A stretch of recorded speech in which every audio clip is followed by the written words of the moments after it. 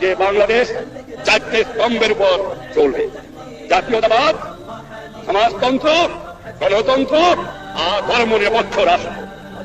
এর মধ্যে কোনো কিন্তু কিন্তু নাই, এর মধ্যে হাত লাগাতে পারবে না। এটা সোজাসুজি আমরা করব। যদি কেউ ইসলাম ছাড়া নিজের জন্য অন্য কোনো জীবন বিধান অনুসন্ধান করে, তবে তার কাছ থেকে সে উদ্ভাবিত ব্যবস্থা কখনো গ্রহণ করা হবে না।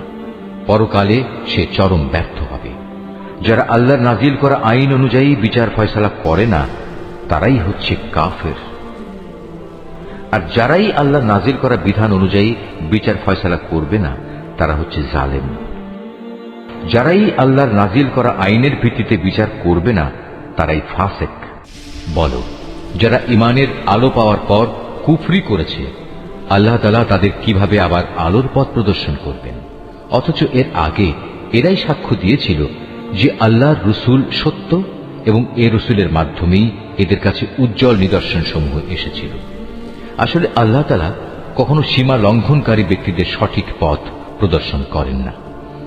এসব সীমা লঙ্ঘনজনিত কার্যকলাপের একমাত্র প্রতিদান হিসেবে তাদের উপর আল্লাহ তাআলা তাঁর ফেরেশতা ও অন্য সব মানুষের অভিশাপ বর্ষিত হবে।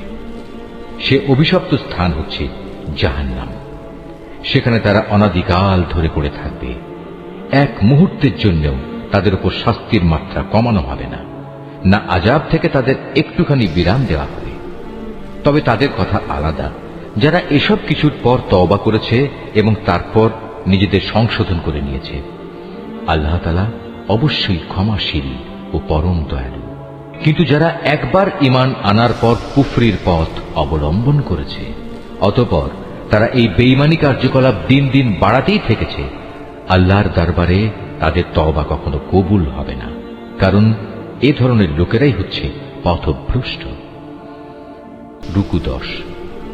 এটা সুনিশ্চিত, যারা আল্লাহ তাআলাকে অস্বীকার করেছে এবং কুফরি অবস্থায় তাদের মৃত্যু হয়েছে, তারা যদি নিজেদের আল্লাহর আযাব থেকে বাঁচানোর জন্য এক পৃথিবী পূর্ণ স্বর্ণ মুক্তিপণ হিসেবে খরচ করে, তবু তাদের কারো কাছ থেকে তা গ্রহণ করা হবে না।